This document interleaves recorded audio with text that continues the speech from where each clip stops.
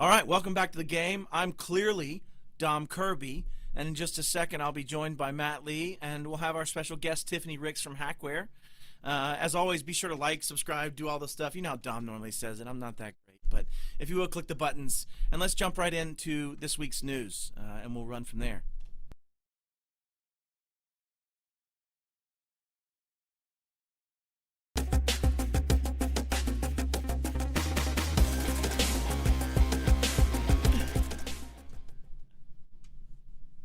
All right. Well, I think one of the things that we're going to talk about first is, has everybody paid attention to, first off, the Screen Connect situation that we've been talking about? We talked about it last Friday. I hope that we find you patched. And if you have, one thing I want to add, Jason Slagle's really made a pivot about this, is that we have to make sure that if you had a user.xml file modified, if you dealt with that you are actually able to do some incident response and validate that they didn't do anything else, right? Let's just make sure that that's a point. But I also, pivoting from that, want to talk about Change Healthcare, right? So we have been hearing this Change Healthcare, or United Healthcare's subsidiary through Optum, has been having a ransomware incident, believedly, right, for the last week or so, which meant 37,000 or so pharmacies have been down, unable to maybe file claims, things to that nature. But Optum Healthcare, Optum and Change Healthcare were initially attributed to Screen Connect, and we just basically got the feedback that A, it wasn't Lockbit, right? Even though they said it was Lockbit in the first week or so, everybody believed that. It was Alpha V or Black Cat, if I understand correctly, and they've already stepped out and said, hey, we actually didn't use Screen Connect, stupid, right? As his thumb to the HS ISAC, or health sector ISAC, which is a lot of what this conversation's about, is that ISAC guidance about network connectivity. In this ISAC guidance, they even say, like, here's the IOCs, and here's Screen Connect stuff, and here's all this. They're making this confluence. And Dom, what I wanted to, we can go back from this article, what I wanted to bring you on and talk about was, like, 4 hours to report. It's preposterous, right? Look at some of the 8K timings now. Like, when it was first introduced, it was 4 hours. We're still a week and a half later, and we just now have some attribution. What are your thoughts on that, just in general? I think it's complicated, right? Like, the tough thing about a short reporting window is you're going to have very limited details you can report, and the risk of getting it completely wrong is pretty high. Yeah. So I also, Yeah. I'm also, Well, look at Nation State, right? In their 8K, Yeah. they said a Nation State player. I don't believe Yeah. Alpha V is directly. They're financially motivated as an actor, right? As I understand. Right. So, and you have to be careful about those things, especially if you're making state-on-state accusations. But in general, Yeah. you know, I also think the attribution of Screen Connect came a little early. I think it was happen chance on timing that the Screen Connect issue dropped and the Change Healthcare issue dropped, and all of that came together, and we all made conjecture, right? So I think Yeah. us as a community probably 100%. jumped some guns. I do find it entertaining as hell that Lockbit, you know, came out. I'm sorry, Alfie came out and said, "No, Alpha V goes, no, it wasn't us. Like, the bottom line was, yeah. P.S. stupid. Like, it wasn't us using Screen Connect. Like, Yeah. we already had enumeration. We were already doing these other things, right? So, And that's fair. Like, I with the love that. It scale was of the delicious. attack, hindsight being 2020, they didn't achieve all that in the time. I will they give had credit that to before. Jason Slagle on this too, because we were in some private chat groups talking about this, and he kept saying, Matt, I agree, like, I got you, but I'm just telling you, it would have taken longer to enumerate. They would have had to have done more to do these things, and I just don't think we're there yet. And I was like, no, man, it's definitely the timing, and you got this guy talking about it, so, like, I'm vindicated in my conjecture based on his conjecture. We can both be wrong. We can both be wrong. So understand that just because we're loud doesn't make us right. And so it is great to understand that this is going to change, and you need to understand how to get your facts straight. And we're going to play a game of Get Your Facts Straight here later with Tiffany Ricks. I'm super excited about it. She's a good friend of mine. So let's move to the next article. Dom, if you'll kick us off with this one. What's Lockbit doing? I thought they were gone. Weren't they gone? Yeah, we got them, but this is the nature of the beast. So Lockbit cybercrime gang, it was knocked offline by a comprehensive international police operation earlier this month. Says it has restored its servers and is back in business. They probably have better disaster recovery plans than most of us. The group, notorious on the internet's criminal underground for using malicious software. We know Lockbit's a ransomware group, right? Yeah. So and Lockbit's this is their own personal leader, Lockbit Sup, right? Yeah. Sorry. Yeah. And Lockbit's own website was used by police to taunt its ringleaders. And last Friday, police said its leader, Lockbit Stuff, was cooperating with law enforcement without elaborating. And that's probably enough, right? Yeah, There's yeah. long story short, one, these groups are really hard to kill, right? Like we've kind of talked about that in the past. Can't kill And knowledge, right, and they right? have You can't clearly kill a knowledge. yeah, and they have a resilience plan, and it clearly had some sort of disaster recovery ready to go. And I think if I'm running a criminal cyber group, I'm probably pretty interested in being ready when they come knocking, right? So Yeah, they're I back, just they're watched taunting. a well, I just watched a DEF CON talk by a guy after he got out of federal prison from being a DEF CON, being a dark web vendor.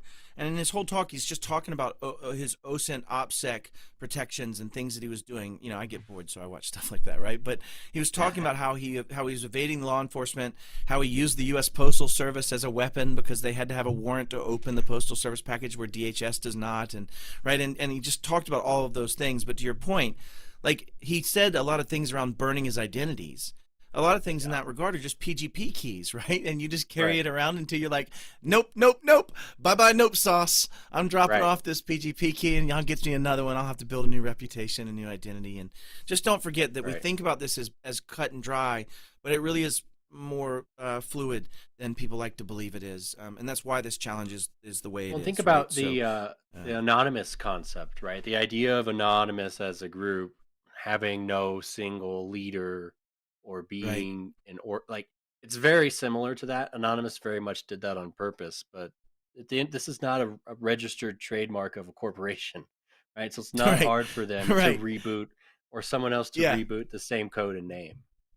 And that's my point about the knowledge, right? If I have 9 people working on a project and we learn functionally how I could abuse WinRM or how I can do these Right, types of things, then that knowledge isn't gone. Unless you lock up everybody involved and stop every bit of one from that, you're not going to change the socioeconomic forces that are driving it. You're not going to right, change the conditions that lay this out. You can't kill knowledge. And that's the whole right, challenge with this in general, is that the system is set up to allow for this to exist, right? If I ever decided I'm retiring from being good Matt, threat actor Matt would actually have it pretty good in a lot of places, right? And right. it's very easy. And so anyways, joking aside, I'm not trying to trivialize some of the challenges out there, but definitely you don't kill these things. They simply take that knowledge, redistribute, and you're even seeing conversations about this type of technique or tactic coming in, and it looks like this, and it was from these people back in this ransomware, and now I see NotPetya influences on this particular thing. That's just how it Right. works, right? It's the same. It's an ecosystem. So, anyways, not to beleaguer the point, but yeah, good point, Dom. Next article. Let's do it. What's next? Oh yeah. This So one's a Loan Depot joyride. says about 17 million customers had personal data and Uh, social security numbers stolen during cyber attack. Almost 17 million Loan Depot customers. Tiny, paltry sum. Those are Paltry. mortgagees. Yeah. Had sensitive personal information, including social security numbers, stolen in a January ransomware attack, and it's March. Kind of weird.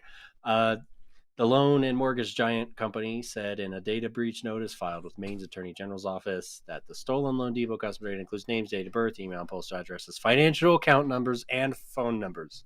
The stolen data also includes social security numbers, which Loan Depot collected from customers. Makes sense. They are a loan servicing Yep, gotta company. get it. Loan Um, service. numbers of affected Loan Depot customers rose from 16.6 million as initially disclosed. Yeah. So it says the attack was around Well, January and it 4th. left this is the other side. Let's talk about where it happens. Left people Yep. unable to make payments, access Yep. online accounts in the weeks that followed. No telling how that's going to play out with automated foreclosure type proceedings, automated things that might have been around the edge necessarily, or anything in that regard. Loan Depot Right. is one of several loan and mortgage companies targeted by threat actors. They always want to make it like it's not that bad because It's everybody's like the targeted. third or Like you always see fourth. this. Yeah. Yeah, and you are right. We've seen tons of them. First American Financial Corporation, I think you had several of them in that regard. So, yeah, absolutely. This is a bunch of them. And why? I'll take you all the way back to the famous quote, right? Why do you rob banks? Because that's where the money is, stupid. Right? Like, yeah, that's what's duh.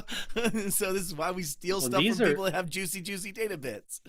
Oh, yeah. and these are bad too because I wrote about this back around the First American Financial on my blog, and I Yep. wanted to point out the fact that a significant part of the securities trading market is backed on mortgages making their payments, right? So if the Yes. payments stop, the interest stops, and that doesn't go back into mortgage-backed securities, which if it goes on too long can cause major economic issues. So the whole idea of a loan servicer of that scale being stopped from conducting business can have Scammed, huge fraudulent impact. transfers of property, title impact Yep. from those things, the data and OSINT information I've gained, the value of those things. Like, there's so much. I mean, there's Yeah. just so much, right? And so I think I mean, about think this if you as bought a house, how much information Yep. did you put on your mortgage application? Right, all lot. of it. Yeah. It's going to be a big one, and they speak about it as they're stolen. They're obviously now a breach notification stage, right, of this. And again, we're going to see this same evidence broken down. This is going to be such a fun journey. If you're here with us, I hope you get to stay with us for the whole hour, because we're going to break down a really modern breach in their own words from their own team, and talk about the things that correlate to these exact things we're seeing. And as Tiffany and I have arm wrestled, and she wins most of the time, over the last few weeks preparing this conversation, it's been about, but they can't be in that shape. There's no way that's what we're actually seeing here, but in their own words, it's what we're seeing here. And I just want everybody to look at it from that perspective. All right, last one, Dom. Let's look at this last article. Oh, the Mounties are under attack. So the RCMP is investigating cyber attacks. Just the way it was said. As its website remains down. So the Royal Canadian Mounted Police, or RCMP, I'm going to steal that acronym point. Canada's National Police Force has disclosed that it recently faced a cyber attack targeting its networks. The federal body started its criminal investigation into the matter as it works to determine the scope of the security breach. Notably, no threat to safety and security of Canadians, which is good. Hopefully that's true. I do want to point out that a term like bleeping computer actually becomes the authoritative news source for a lot of these breach notifications and conversations. I just want to soak in the deliciousness of that for a second. I've been using bleeping computer my whole career. It's so good. Me too. It seems early, right? So while a breach of this magnitude is alarming, the quick work mitigation strategies put in place to demonstrate the significant steps the RCMP has taken to detect and prevent these types of threats. Hopefully that's pointing towards a mature IR plan and a well-orchestrated detect architecture. We don't have to keep beating this one up, but I brought this news article in because the RCMP is the big federal LEO agency of Canada, right? So imagine what they're dealing with. It's not unlike our FBI. I just noticed something. So I maybe just, if you ever get an RFP response from me for a paper or a talk, I think there's something here. And if you want to take this and run with it, I think there's something here. I just noticed in all of these articles, about 3/4 through the article, there's always an apologetic statement. There's always some component that makes it okay for what they're dealing with. And the last one, it was, lots of people are being attacked right now. It doesn't matter to the dead guy. Still sucks. Right? Like unfortunately. And in the same breath in this one, it was like, but RCMP certainly has sophisticated services and capable. You see these apologetic and almost, I wonder if we tracked this over time, do those things start going away and do we get more real? Right? Like at some point, do we get more real about this? You can't be like, they tried real hard and other people suck at their financial statements too. Nope, we just get real about it. They lied on their financial statements, right? I wonder how long before we're in that position. Anyways, just a side tangent, I suppose, Dom. Well, I think it's PR, right? And I think people like you and me understand that that's frankly bullshit. And that's fair. But I think the public at large is expecting some sort of apology. But it would be nice to just see a "Oops, we're sorry" instead of a "But this guy over here." See that? From Cisco here. They have been extremely transparent. And so I just wanted to say it's going to be awesome. Let's go ahead and hear some wise words about some changes in ISO from Robin Harris, and then we'll come back and meet with my good friend, fellow hacker and CEO, Tiffany. So.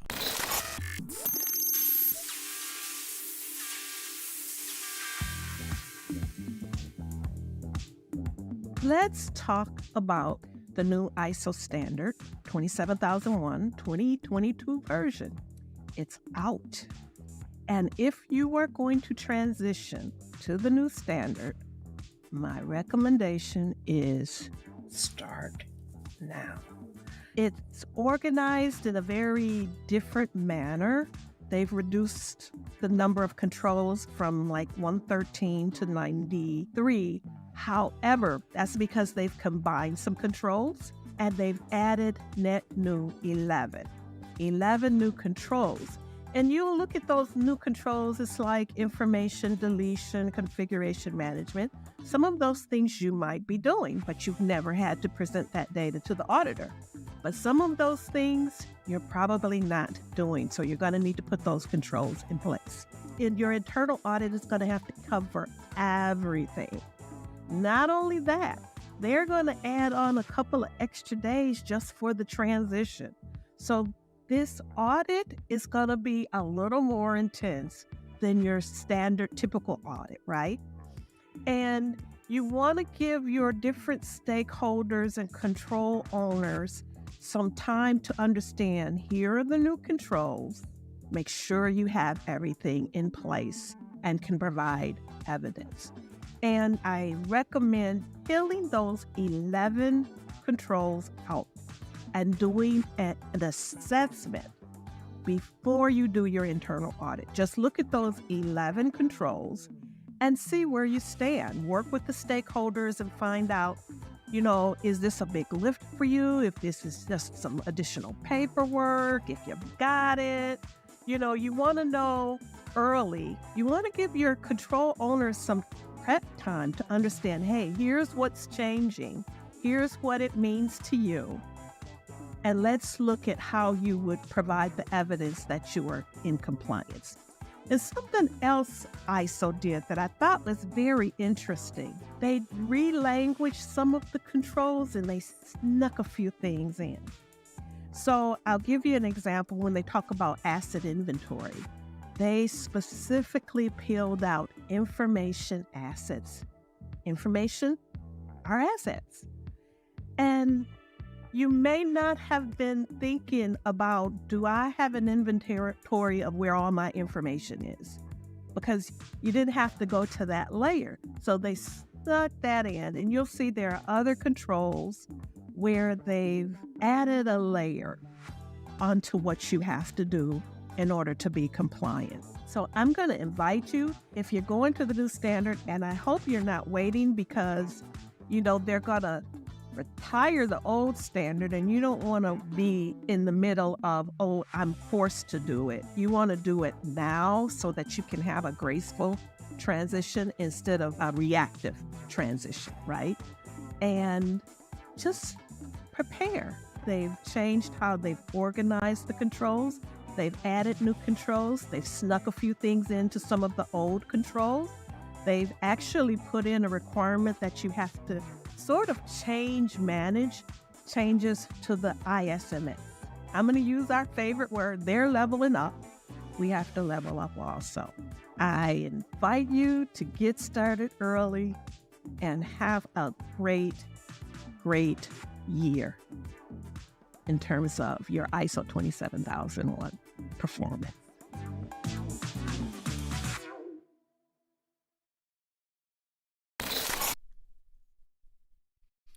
All right. Well, we are back, Dom. I think it's time to introduce my good friend, Tiffany Ricks. And this is March 1st, right? We did have our leap day yesterday for everybody. I don't know if you saw the shenanigans with certificates at Sophos. That was fun. Yeah, so this is March 1st, which is the beginning of Women's History Month. And I have CEO, fellow hacker, friend, and all-around person who likes to challenge me in most of the things we discuss, which is why we are such good friends. So, Tiffany, welcome to the show. I'm glad to have you here. Would you introduce yourself, please?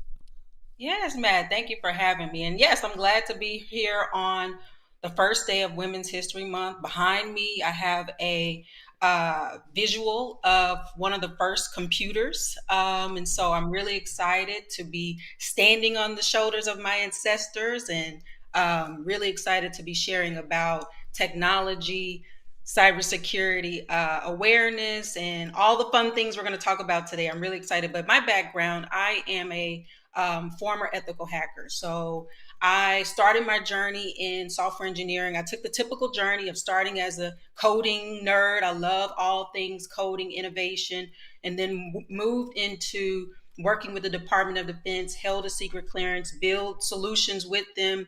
And one of my jobs later in my career was working with the Air Force and the Navy as a civilian and showing them how cyber criminals could break into their infrastructure, manipulate people through social engineering tactics, left that place and started my own consultancy that had a managed service side, that had a red team side. And I was able to combine all of my loves, which is software, cybersecurity, human behavior, and built that consultancy for some time and started HacWare, which is our social engineering security awareness platform that makes it easy for partners to train their employees and end users on how to combat phishing attacks. So I'm really excited to be here. And yes, Matt, get ready. I'm going to challenge you. So let's go. Now you said social engineering, and I just want to make sure that 90% return on investment that I've sent that money to you for is still going to pay out, right? You're not social engineering me here, correct? Hey, look, it's definitely an investment. Keep sending those funds, and you'll see a return. Yeah. Man, I'm looking forward to it. Okay, good. I need it. I got to pay for another motorcycle. And tell your friends. Yeah, tell your friends. Now you're going to expand it on my shoulders? You're a terrible human. That's horrible. That's it. All right, Dom, so what we're planning on doing today, and maybe you can kick off this event and this incident as you remember it, is I wanted to find an incident that we could take that had enough detail about it from a trusted source, break it down into its constituent components of a bit of a timeline, and then find those things against where there's failures and opportunities for improvement, right? Where we can get better, where we all want to get better. But I think it'll also show some very interesting corollaries of the things that we all deal with and are all challenged by. So, Dom, you remember the Cisco compromise from one of my favorites. About 2022. Okay, let's do it. Give me what you remember about it before we dive into it. The thing that stands out to me was the creativeness of the initial access, right? The ability to pivot off of the fact that someone was super proud to get hired and shared that, and so quickly stored a made them credential. Right. Yeah. So quickly made them a victim that when they stored their brand new login from their manager, that drove initial access. And that's, I mean, I don't mean my favorite as I enjoyed that it happened, but like, sure. You looked the a little creativity excited there. Yeah, but the creativity there deserves, a little recognition. Well, creativity, or right, like this whole Hanlon's razor that says never attribute to malice, what could just as easily be attributed to kind of right, and so stupidity or accident. And in this case, I think a threat actor could have theoretically even just stumbled on a victim. But to your point, it could have been targeted. Let's dig into it. Here's our sources. I'll go ahead and bring those up, if you will, for me. We used 2 blog articles. One was Bleeping Computer, because as we referenced earlier, they have become kind of that de facto, at least trusted or haven't been sued out of existence source. And then the other side, which is Cisco Talos. Like, it doesn't get any better than literally Cisco Talos. That's actually an emergency response team call, but I actually know who's handling that. So that may keep happening, and I can't stop it. So I will stop it quickly. Okay, so Cisco Talos is an article, actually breaks this down at a very tactical level. So what I've done, and you can go read them yourselves, we'll put these links in the actual notes for anybody that's here. And also, this may be a little Johnny foreshadowing for a session that I'm going to be having at Right of Boom. If you haven't registered yet, please join us at Right of Boom. If you need to reach out to me, please let me know, and I'll get you a code, maybe if we still have one, for the discount, and also getting you registered for our pre-day. But this is a bit of what we're going to dig into. It's kind of a little bit of a way to show you a little bit of what we're going to be doing during that. All right, so this is the 2 pieces we're using. Everybody's been kind of read into that. Let's start with the talk. We're then going to break it down into what we think as practitioners for a few seconds, and really rapid fire go through each one of these 16 bullet points in this kill chain. Is everyone in the audience hopefully familiar with kill chain? Dom, if you don't mind, give me, what is kill chain in your mind? It is the chain, ironically, of events that leads to a successful, typically some form of access, and then beyond that, whatever you were planning to do, detonate ransomware, steal data, etc. Yeah, exactly. 100%. So the kill chain is the things and the steps necessary. And where this idea came was, I did a talk for a bunch of 8th graders, And what we did was we put up a kill chain of simulated events, right? In this case, it was a simulated event of pretending to be a loved one's Facebook page, saying that I lost access to my Facebook page, convincing that person to give address information to the threat actor, ultimately ending in a kidnapping. And I asked the kids in the crowd to give ideas of how they could have stopped it, right, in an effort to teach. And this one little girl raises her hand quite meekly and says, "Couldn't I just have called Grandma?" And I was like, yes, Amazon card for you. You win. You get all the points. And so what we're going to do is talk about that. And then as a team, we're going to talk about where could we have stopped this in the kill chain. All right, let's look at it. So the first one, in the initial access broker, or an IAB, believed to be tied to UNC 2447 and Lapsus, two separate gangs, beginning in this kill action. So they had a threat actor that was an initial access broker, somebody that gets in and gains access. All right, y'all, I think these are the ones we're going to talk about. Control 6.3. But Dom, what are your thoughts on this for 30 seconds, and then we'll go to Tiffany next, and then we'll move on. Yo, I think we're a little too early in the kill chain to get detailed, but let's talk about IABs for a second, right? An IAB, all they're doing is gaining initial penetration into something quietly, ideally, and selling that off. So if you can detect really quickly, right, you have a mature detect infrastructure, you could have detected this at step one and killed the initial access before they sold. But this is his personal account, and so remember we're in the personal kill chain. So I'll just add clarity to that. So this is but it was a Google Johnny account, or Bill. and Google does alert you on weird stuff. That's and true. It was probably weird stuff. And 6.3, I'll just go ahead and say mine real quick, and then Tiffany, yours. 6.3 is require MFA for externally exposed applications. My thought is he either wasn't trained well enough, or he didn't have MFA enabled even on his personal account or her personal account in this instance, and that was my thought on it. Tiffany, what are your thoughts on this initial access broker getting the personal access account to their Google? Yeah, I think this is a super important. This is an interesting attacker journey, but it is very common, and this is why we have to make things personal to people to get them to care, because cyber criminals are going to their personal accounts. They know that maybe the corporate journey may be a little bit more challenging, but the personal account is definitely a way for them to kick off this attack. And so I think it's on par. I think it's on par for past attacks and future ones.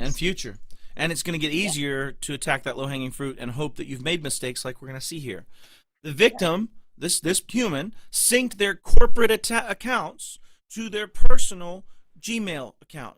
Dom, start us off. Man, I hate Google's password manager. It's better than no password manager. But understand, if I steal your Google password, right, and you do not have MFA, I now have all your passwords, right? So I have a Google account. I use it extensively, but it does not have passwords. So that would be my number one thing. I'm not going to tell you not to put corporate passwords in places that are secure and safe for you, because I do that, right? Like, I don't know my Pax8 password, but I have it to use as a backup in case I'm somewhere with no internet and a broken FIDO key or something. But yeah, I hate Google's password manager. Tiffany, your thoughts on this? We're going to keep it moving because we got 16 of these. No, I think my quick thoughts on this is the quick thought on this is unfortunately the best practice of we need a separation of access where we don't have a single point of failure, and this is what this user created, a single point of failure. And so I think security awareness training, but on recent best practice, because if they would have learned something maybe a year ago, I think they would have been taught to put it all in a password manager in your browser. That would have been okay, I think. Yeah, and a separate one that isn't dumpable, right? I've got a friend of mine, Britton, that is on LinkedIn. He just posts the victim as redline malware, other malware and info stealers, and just posts out their corporate credentials. I mean, he obfuscates them a smidge, a little bit, but ultimately kind of points out that it's that easy. And so a lot of people find themselves. Let's look at the next piece. I agree with training. One PowerShell line will dump your saved Chrome passwords. Just remember that. Exactly. And Dom, I'll add one more piece to it when it comes back to the Pax8 password. At some point, why should we have a password to that? Why would we not have an entry point that is a FIDO or that is a other methodology that didn't have a password to save somewhere, where we have this entry point that doesn't have creds tied to it, maybe. Now, to be okay. fair, at the risk of the clock, my Pax8 password is a very long random series of Yeah, junk, it's and true. I have no That's idea. fair. So That's you fair. couldn't even torture it out of me. I'm just saying, I would still go for trying. Anyways, okay, so the corporate creds synced. Google account contains corporate creds, right? And I say presumed in here because I presume this cred was a VPN cred, right? They don't really specify in the article that it was directly. They do say they use the VPN, but that VPN cred could be AAA, right, where it's authentication, authorization, and auditing have been centralized. And that might be everything cred. That might be my user identity and cred for everything single sign-on and further. We don't know that. But for now, let's just say it got them access to the VPN. And, this is that syncing of that I'm talking about, right? Like this would be in the browser. I've got this cred, and I've gone, you know what? I'm saving that cred and moving it forward. And that was redacted. good you You're censored good. the It's got a last pretty name, picture so no of one Matt. says what it is. Yeah. Nobody will know it's me because the beard and the last name aren't there. So we're good. We're fine. It's censored. You can leave it. It's cool. Good stuff. Yeah. So, right. And so, yes, I'm hiding under the beard. Nobody knows it's Matt. All right. 2.1. Tiffany, you had the idea for this failure in your mind. Explain this for me, where you think there might have been this software aspect, and you kind of explain that, and we'll chat that out. Yeah, I think we should really, when we think about assets, we need to look at the browser as a software asset. And that software asset, we need to definitely make sure that we're continuously monitoring it. We're looking at how we can maintain certain controls, access management. And so I really believe we need to really think about the browser and just different software elements, dependencies, and really look at that as an asset. Yeah, and my take on this too, and Dom, I'll kick it to you, is 2.1 says know your software.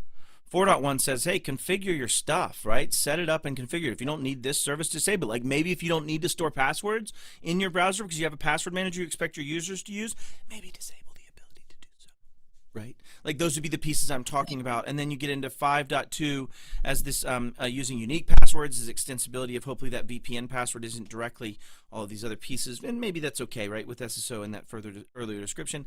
And then 9.1 is this have used known and, supported browsers and email clients. And by supported, it doesn't just mean that it's up to date. It says that literally, but when you think about it, it's can I configure it? Is this a browser like Opera where I may have to buy some third-party package to configure it, or is it something like Edge where I can manage it in Intune? Those are the things you have to think about in that in my mind. Dom, what are your few seconds on this piece since I just gobbled up all the air? It's a gross word, but I'm sorry. I'm so sorry.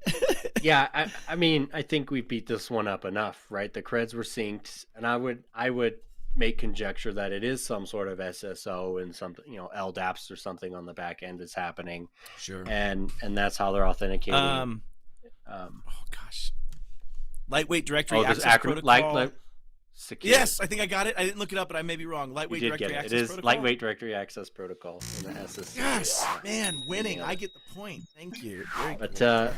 Yeah, I don't know. We got to get further in the kill chain.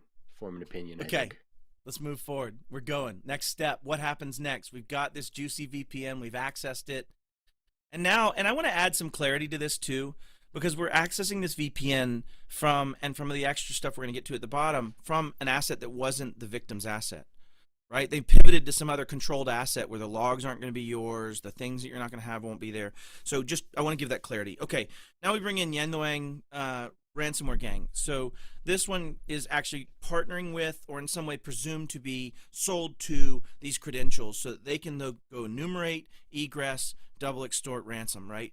Those pieces of that. So our failure here is I didn't bring any failure points for this. I just wanted to bring everybody in the audience to know they partnered with somebody, right? And we can speak towards this. Dom, we've seen people partner because they don't bring the expertise, and it helps you understand the ecosystem.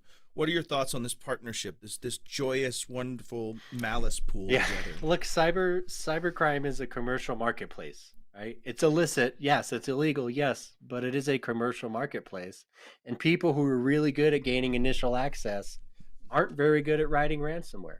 Right? There's no correlation to those two skills, generally speaking. So if I can buy access from an IAB, right, an initial access broker, and I focus on making really great ransomware, right, really great in terms of code quality, not outcomes. Sure. I now form partnerships, and I achieve my goal. And they achieve their goal, And in the commercial marketplace concept, everyone just made money. Well, and we just saw this, Tiffany. You literally partnered with the United States Navy as a civilian to bring Right. X knowledge, right? Why don't you speak towards this partnership and why this often forms? Yeah, I think it all comes down to everybody has a core capabilities, skill capabilities, and let's all utilize our capabilities for this common goal, this shared vision that we have.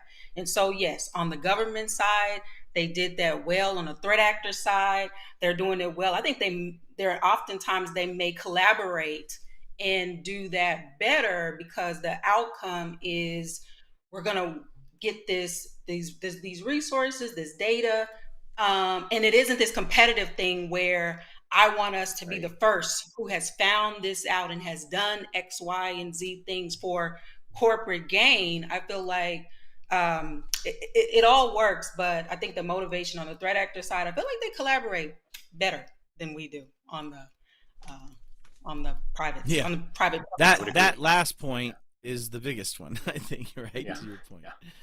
All right, let's get back to our wonderful roadmap of the kill chain here.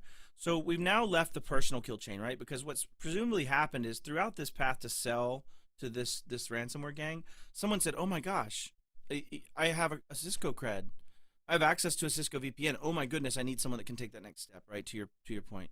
Right. In the next steps, we see them coming in with gathering OSINT information or open source intelligence information up there, right? So gathering OSINT. Dom, what is OSINT when it comes to this? They gather information about the MSPs and the people that supported Cisco, right? So why? What are they doing there? Yeah, I mean, you're doing that for what it says in the name. You need intelligence, right? If you're gonna orchestrate really any kind of operation, and we could use the military if we wanted, but it doesn't really matter. You need to know everything you can about your target, and if you can gather solid OSINT, you're gonna find weaknesses. You're gonna find something that you can use for leverage. It might turn into blackmail. It might turn into more capabilities around social engineering. Or, like nowadays it's going to turn into an access key for an S3 bucket and in GitHub, right? But OSINT is typically what you're accidentally screaming to the world or purposely screaming to the world, and it's being misused. Yeah. Tiffany, can you point out some examples of OSINT that you would go gather? Just not to put you on the spot, but back in the day, No, I can absolutely. think of a few in my mind. Absolutely. This is my jam. This is where there's so much data out there and so much that is shared on LinkedIn. There's so much a social engineering a bad actor can find to pull off a personalized phishing attack. And in this case, phishing attack, where you can see if they're a new employee, like what Dom said, he believes that this employee was a new employee at this organization who was eager and willing to act. If you see that lifestyle change of the organization of this employee online, you can see that they're a new employee, they're in this role, this is who they potentially communicate with or report to. On the organization, you can see lifestyle changes where there may be a merger, acquisition, announcement of a partnership. There's so much you can learn that you can use against that individual to pull off an attack. And so, OSINT is my jam. There's so much information you can use to get what you want out of people. I figured I might trigger you on that one just a smidge. And to see which ones I've pinned for this, 14.4 is train workforce on data handling best practices, right? Like locking your screen, walking away from it. Like, I do hashtag lock it up 2024 where I take pictures of unlocked screens in an OSINT, hopefully, OPSEC capable way where I'm not trying to dox them completely, but at least saying, hey, I found another one. And then 14.5 is unintentional data exposure. Those are things like potential leaks about information. I just got this new job. I just got assigned to this new big client. I just got assigned to this new case. Right, you look at some of the targeting, even in recent Fulton County, Georgia type stuff. You have this very intelligent and targeted aspect to make a point and driving down that point. So I think just a quick tangent, and I know we're burning the clock, but a critical part of your training is OPSEC or operational security, and we miss that so often in security training, where you need to be careful what you're talking about out in the real world, right? Because little pieces of information can lead to a lot. You know, in the military, we have posters, you know, loose lips sink ships, and yada. Like Mhm. OPSEC training is everything there, but we Right. don't do it very well in the private sector, and we could get better at it. Yeah, absolutely. 100%.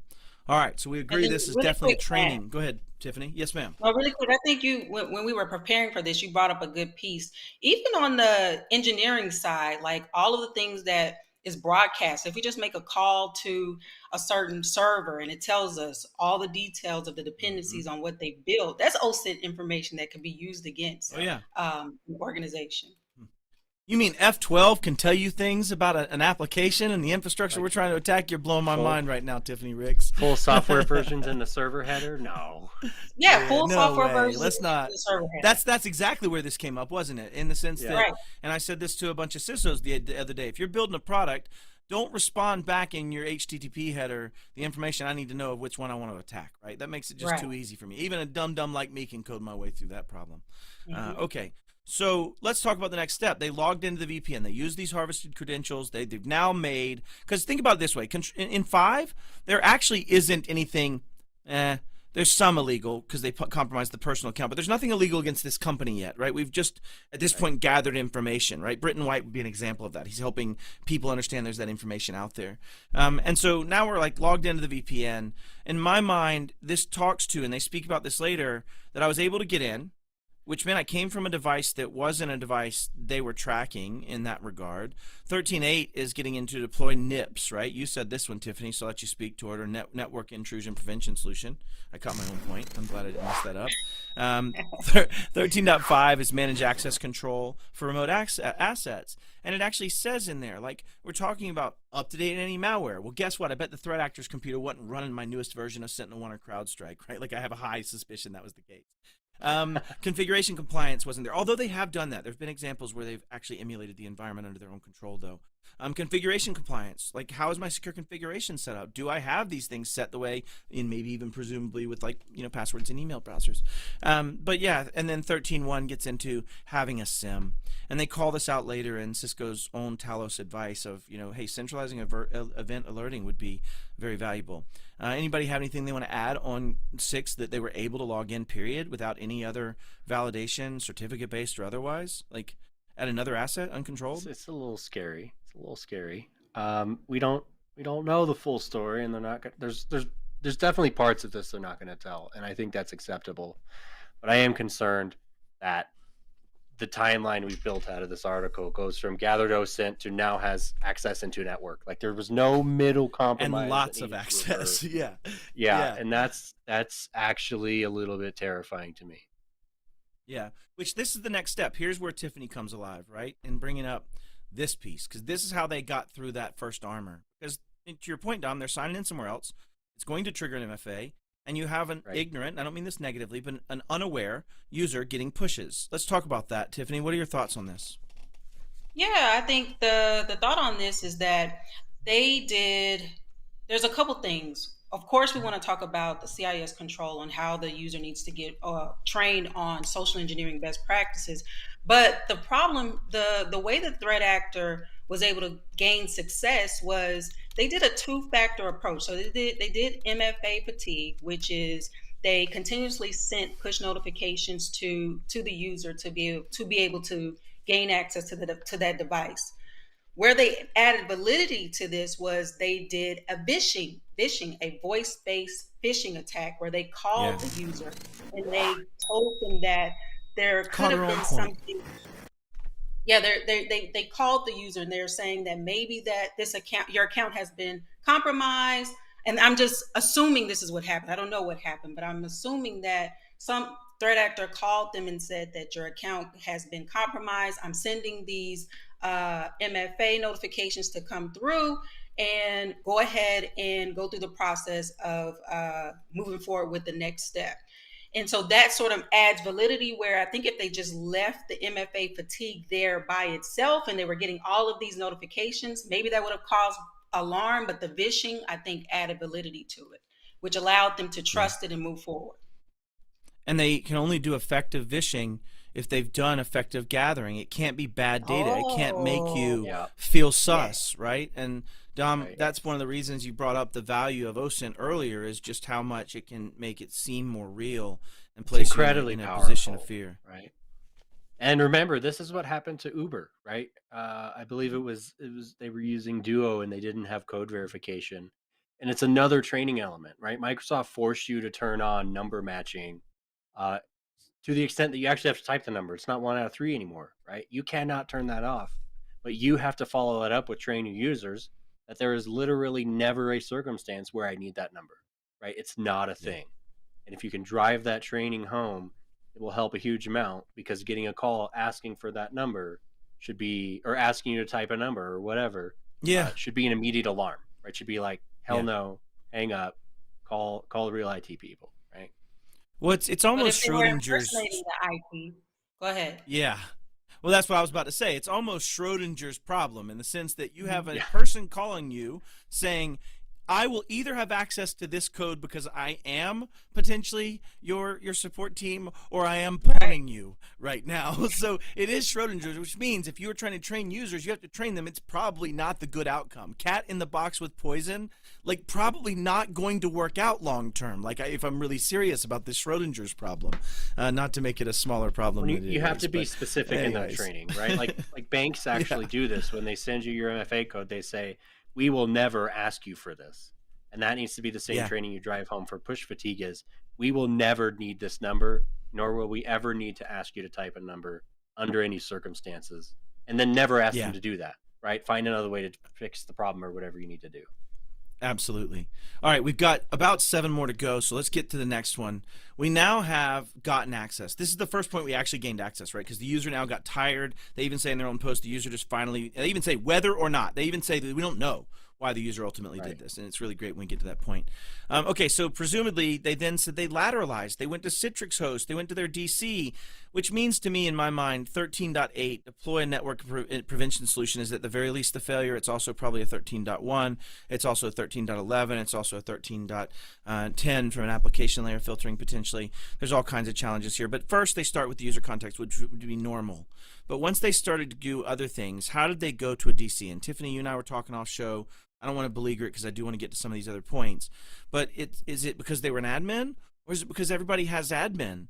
Is everybody a local admin? Do they wind up not doing that 5.x for separation of duties, right? How did I wind up being able to do phishing for SPNs, or service principal names? Sorry. Or how did I wind up being able to do LLMR? Local link, you're going to beat me to this one, Dom. LLMR poisoning against IPv6 because of line of sight. Whatever it may be, we'll just like have a wasted point if nobody wants to go for the point, but LLMR poisoning. How is it I'm able to do those things? And then we'll bounce over to, now they've gotten over to other machines, and now they're saying we escalated. They gained domain admin, right? They got to escalation. Go ahead, Dom, what's the point? All right. Link local multicast name resolution. Yeah, it's a failback name resolution protocol from DNS. And it's actually one of the earlier steps. And so if you go out and respond to someone and say, I am this file share, they'll pass you their hash that I can then go pass on somewhere else potentially as a response to an TLM challenge. So, okay.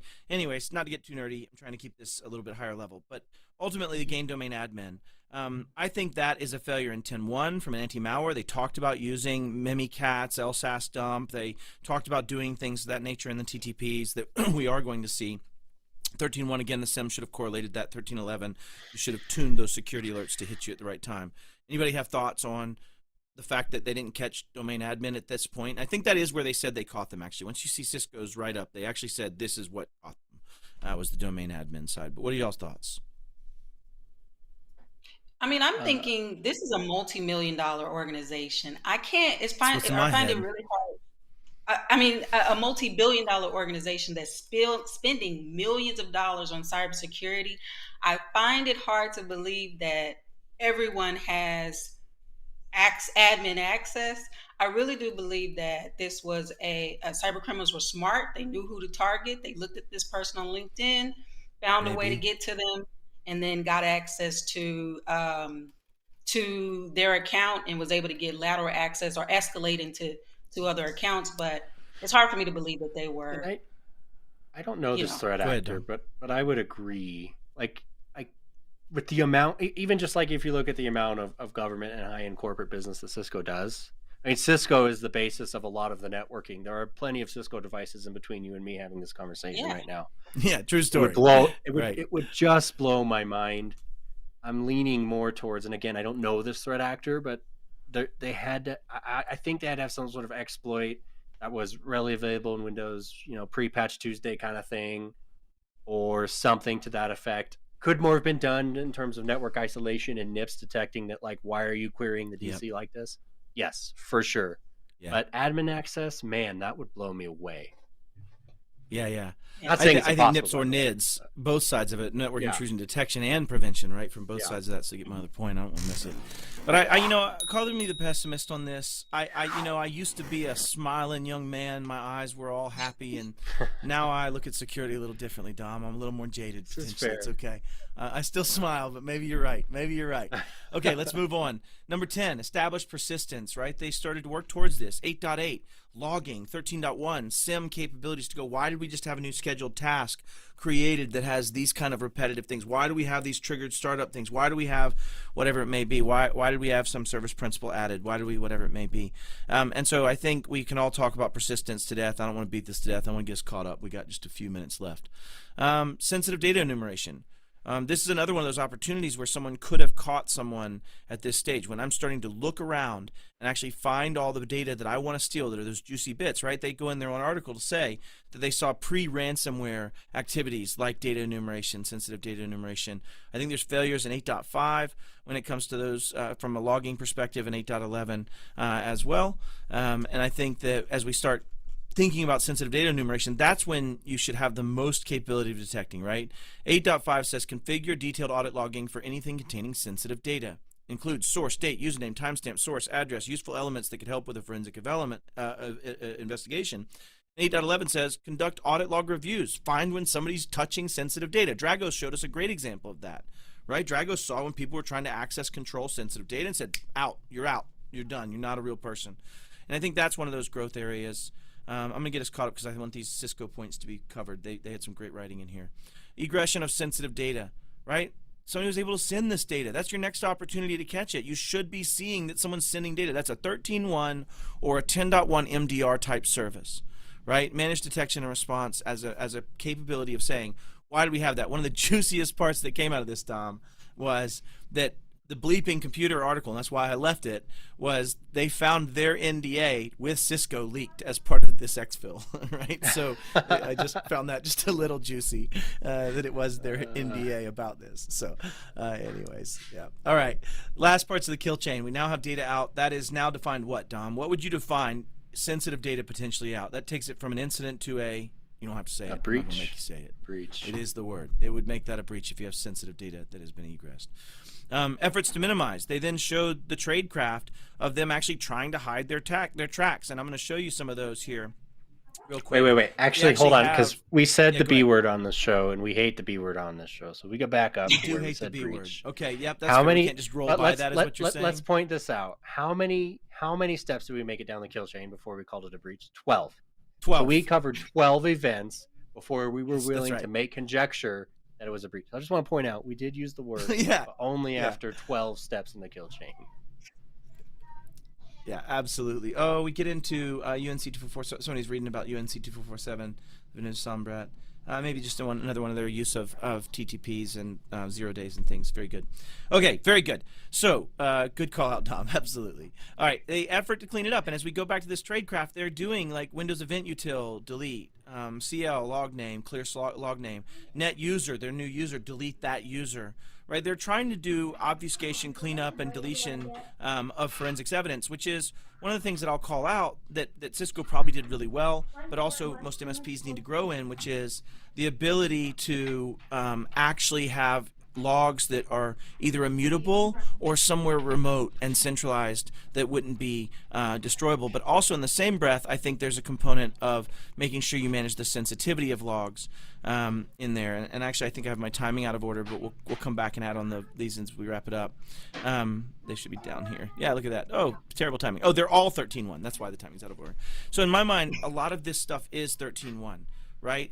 SIM would be the thing that correlates a lot of information together where we now can make decisions on it. Threat actors attempted to hide their tracks. Yeah, go ahead, Dom. And if we get precise, like I've always made the joke that if your users are running PowerShell, there's a problem, right? So look for PowerShell running. That like receptionists do not run PowerShell scripts. So if they run a PowerShell script, too. That's an alert. Oh wait, no, not often. Yes, usually. And like Windows Event Util, why are you running Windows Event Util? If your user is doing that, you need to have a conversation with them. You know. Which could take it back to Tiffany being right. Maybe this person was an incident responder or somebody in that space that had the permissions and day-to-day functions that would have been okay doing this. But let's talk about running an LSAS dump. Let's talk about running mini dump. Let's talk. There's so many opportunities here that blow my mind that ever happen when you get into the actual tactics of this. So Cisco had a list of the things that would help. Talos, this was the advice from an advisor, Talos, giving advice to Cisco about what they should fix. And this is how you get a lot of context out of this. 1, long words to say, social engineering bad, teach about social engineering. 2, it's 14.2, social engineering education. 2, equally important to MFA, is teaching people how to deal with it. How are you going to be social engineered specifically to this type of MFA? 14.6, speaking about that aspect. Number 3, prior to allowing VPN connections from remote endpoints, ensure posture checking is configured to enforce a baseline set of controls. Guess what, boys and girls? 13.5 is that exactly. Number 4, network segmentation is another important security control. Yep. I cried a little, right, Tiffany, when I said this one. You were on the call with me, and I'm like, what? Like, yes, maybe we should network segment at a company that makes network products for network segmentation as a result. Just being that guy personally. God bless us. I'm recovering. I'm fine. Let's move on. 12.2 and 12.3, secure network design.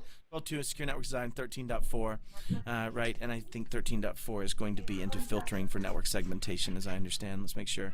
Yeah, perform traffic filtering between network segments, right? 13.4.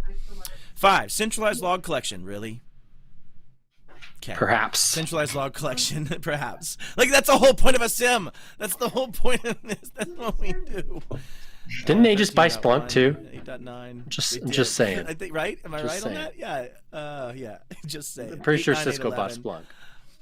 Yeah. And then, so, centralized is 8.9. 8.11 is to, I believe it's log filtering, right? Let me make sure I'm correct on this. 8.11 is conduct audit log reviews, right? Reviewing them and making sure that they're actually something happening. You'll find it. Now, actually, just to steal the clock again, but like, do we think, and we're conjecturing here, so don't sue us. We're just thinking this is the clock. We're done. This is all of it right here. Was this an 8.9 failure of collecting the logs, or was this an 8.11 failure of some logging mechanism began to fail and it was never spotted, right? Because I don't believe that Cisco doesn't like have a SIM and monitor logs. They literally bought a SIM. Sure. So, it's about efficacy after that, yeah? Did something break and they never caught that, or they failed to bring new assets into log collection or something like that? Yeah, or some of the agents were disabled along the way. There was tradecraft in play, potentially, right? Tiffany, what are your thoughts on just the advice you're seeing given from Talos, in general here? I think on the alert side or the log side, I think the logging is there. I'm thinking it's just alert fatigue. I'm thinking someone they didn't do their job of monitoring, and there isn't any automated process with logs. Typically, it's about bringing awareness, but a human is doing the action. I don't think there's anyone that is actually like, go ahead, Matt. No, I was just going to say, and no, I was agreeing with you, but I had one more. I just wanted to let the team know to bring it up. But yeah, continue, sorry. No, that was it. I just think on the network side, I think someone just failed doing their job. I mean, just on the research that I looked at, it took 4 days from when the incident happened to when they found it. It took 4 days, and so that's a short amount of time. But I think someone wasn't monitoring the logs. And back to my talk about giving escape points. This is hard. There's a reason this is hard. And so I'm not trying to be that. Maybe I'm the third part of the article that gives the apology here, but this is hard. I'm not trying to beat them up. My heart is with them. They didn't fail. They actually stopped the threat actor from deploying ransomware, and yet we all look at it as the failure. And I agree with you. I feel with you, and I I love it because we're having to live both sides of this while we talk about it, but also know, God bless, there's a lot of places could have been better, right? And to your point, But they did fail because the data was lost. I think there was like 3,100. No, I get it. There I was know why you're right. exfiltration. Yeah, you are right. And 8 dot, one of the other aspects was auditing command line execution. This goes back to yours, Dom, and you said this, and Tiffany, you also said this. Like, if a user is executing PowerShell, we need to know that. And if somebody starts typing PowerShell space NOP for no profile, and they're going to execute something from pastebin, I sure as heck want to know that, right? And if I'm going to egress data from something like think about it. They pulled down Mimikatz. They pulled down other tools.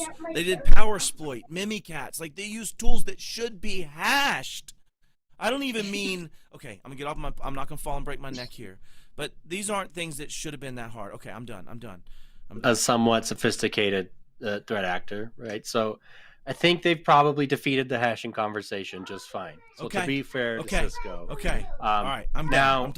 The idea that I ran PowerShell and it connected to a thing is kind of crazy to me. Now, to Tiffany's point, like maybe they were an incident responder, maybe they had a business need to do those kind of things. Yeah. But man, PowerShell, preventing scripts is a group policy object. If you didn't know, it's also an Intune object. You can just turn it off for your users. You can just say no. I also wanted to add that the whole reason of walking through this is looking at this. These are all things that were solved by safeguards. These are all things you could have stopped it at step 2, and at step 3, and at step 4, and at step 5, and at step 6, and at step not 12. It's not 12. So this is hashtag not 12. I appreciate y'all hanging out with us today. We've run out of time for this, Tiffany. I hope you enjoyed this as much as we did, and I hope the audience got something out of this and how they can fix it. There were some questions I wanted to answer. In this case, somebody said that they were wondering if by restricting VPN to only known good IP addresses, can it help? Definition of help, yes, and that you're reducing the subset of where I can attack, but it doesn't mean that that user wasn't compromised at the house. It doesn't mean that there wasn't a proxy out of that space. And so don't take it as an end-all, be-all, but definitely take it as limiting your attack surface by making certain key decisions and then deciding if you can live with them. If you have a highly transient environment, you're probably not going to be able to live with that. But if you've got people working at their same house in their same apartment with the same static IP for 12 years, probably okay. And anyways, thank you for hashtag not 12 in the chat. I appreciate everybody. We've run over time. I want to be cognizant of that. Thank y'all so much. Dom, if you'll close us out. Tiffany, thanks so much for joining us. This is a really fun episode unpacking this really big incident and so much. Just one more shout out. The amount of transparency in that is crazy. That came out of Cisco. They were that transparent. So huge props for that. That is our show for the week. Next week, Matt will be joining from Vegas, I believe. That is the week of Ride of Boom. So make sure you see us there. We'll see you next week.